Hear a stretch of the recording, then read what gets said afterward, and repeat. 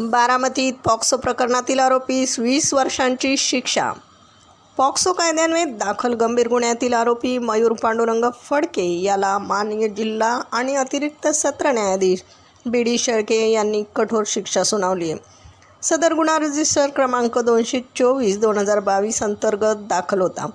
भारतीय दंडसंहिता कलम 376, 354, 452, 509, 506 तसेच पॉक्सो कायद्याच्या विविध कलमांखाली गुन्हा नोंदवण्यात आला होता.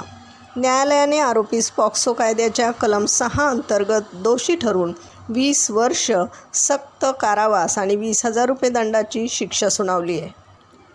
या सर्व प्रकरणात दंड न भरल्यास अतिरिक्त कारावासाची तरतूद न्यायालयाने केली आहे.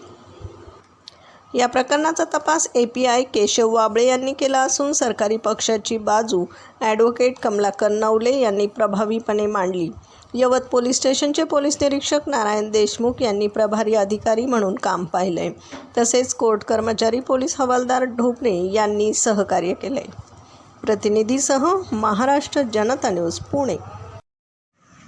महाराष्ट्राचा बुलंद आवाज. क्षणोक्षणी अपडेट.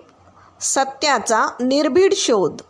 राजकारण असो वा समाजकारण, शेती असो वा सामान्य माणसाचे प्रश्न, वा असो क्राईम रिपोर्ट, प्रत्येक बातमीचा अचूक वेध.